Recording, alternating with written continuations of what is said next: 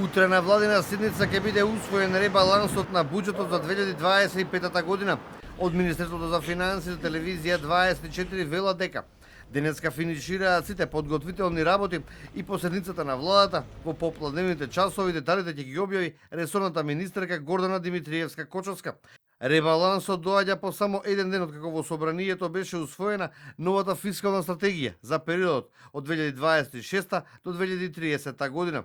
И покрај тоа што денеска финансии не открива кои ќе бидат новите податоци во прогнозите за економските текови за периодот што следи, јасно може да се види од стратегијата дека економскиот раст е проектиран на исто ниво, односно 3,7%, но инфлацијата е проектирана на 2,8% за годинава, за разлика од буџетот за 2025 година, која е на ниво од 2,2%.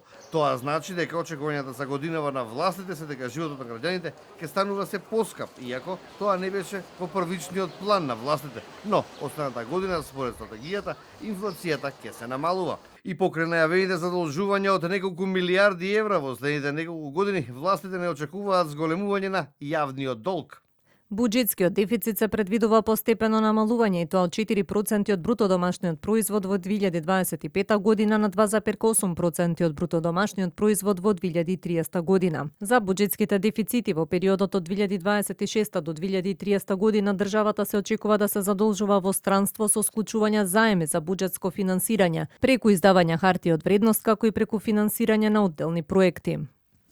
И додека власта уверува дека останува посветена во работата на макроекономската стабилност и поддршката на економијата за остварување на повисоки стапки на економски раст, од опозицијата не го менуваат ставот дека колку и да се представува владата дека е посветена на економските теми, потоците од Евростат вела дека македонските граѓани имаат најниски примања во регионот, а со тоа и најслаб животен стандард и куповна моќ.